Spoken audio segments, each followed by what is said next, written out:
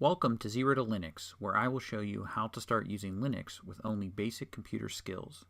The first step is to use a web browser to download two files that will enable you to create a virtual machine on your computer and run Linux inside the virtual machine. This way you can continue to use your computer as before while you gain experience with Linux. So to begin, we will download the Linux distribution for this tutorial.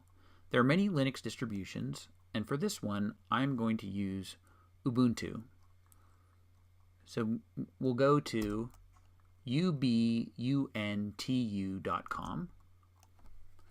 and from here we can download a .iso file that we will use to install Linux. So I'm going to go to the desktop link, and I want to download the latest version. So in this case it's 17.10. I'll follow the get link. And here I'm actually presented with an older version that has what's called long-term support. That's what the LTS stands for. I'm going to scroll down, click the download link, and get the newest version. The download is quite large, so it'll take, depending on your internet speed, a few minutes to maybe even a few hours to download. I've already downloaded a version, so now I'm going to go grab the second file that we're going to need. And this one comes from VirtualBox. So we want to go to virtualbox.org, and from here we can download the software that allows us to create the virtual machine.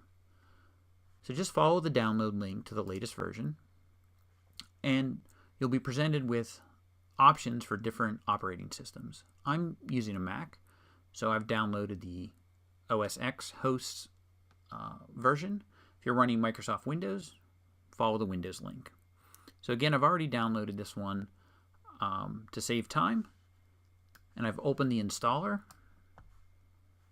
And on the Mac, you run the virtualbox.package file. On Windows, you'll have an installer file. Run it, follow the instructions, and accept all the defaults to install VirtualBox. Once VirtualBox is installed, start it up, and you're ready to create your first Linux virtual machine. Click the New button and name it Ubuntu. And VirtualBox will detect that you are installing a version of Linux and set the type and version appropriately. So just click Continue. Choose a memory size that's in the green zone. For me, I'm going to use 4 GB and click Continue.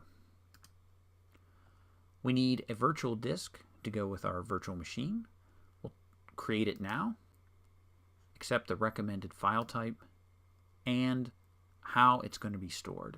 The dynamically allocated will save us space up front. It may be a little less performant, and we'll accept the recommended size of 10 GB.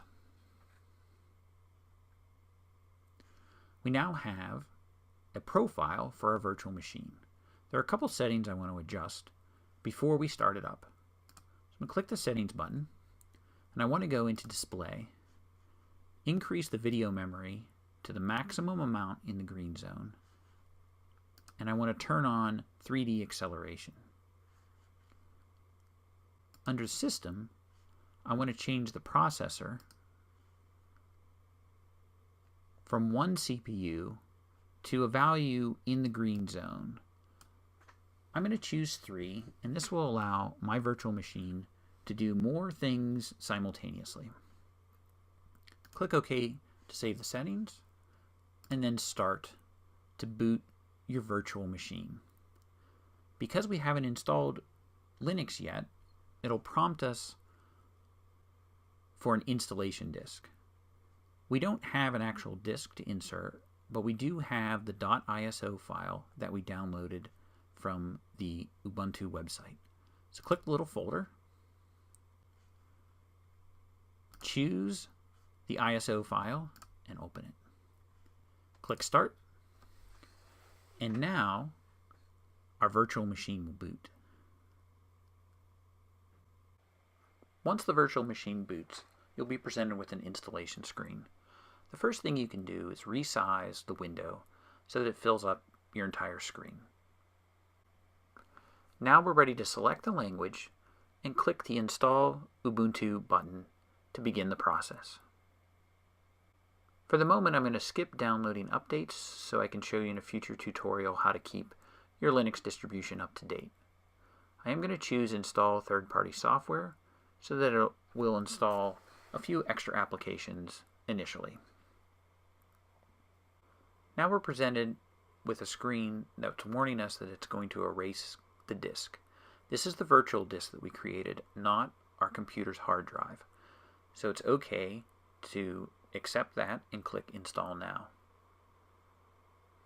We'll be presented with a final warning that it's going to erase the disk, and again, this is the virtual disk, so we can just click Continue. Set your time zone,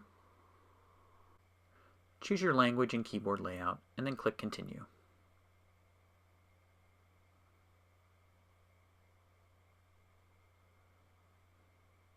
The last step is to create a user account.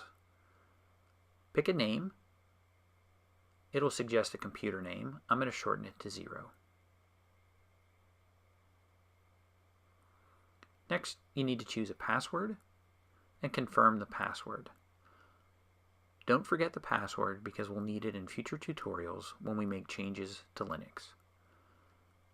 I'm going to choose the Login Automatically Radio button, so every time I boot Linux, I don't need to type the password.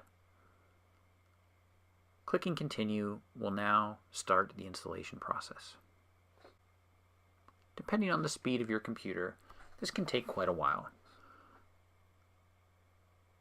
You can click the right arrow button to page through a few screens of information that tell you about Ubuntu and some of the features it has.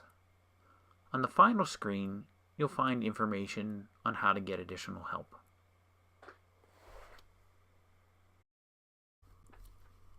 After the installer finishes, you'll be prompted to restart your virtual machine. The virtual machine will go through a new boot process. It thinks that we may have actually installed from a physical disk, so it's telling us to press Enter to proceed.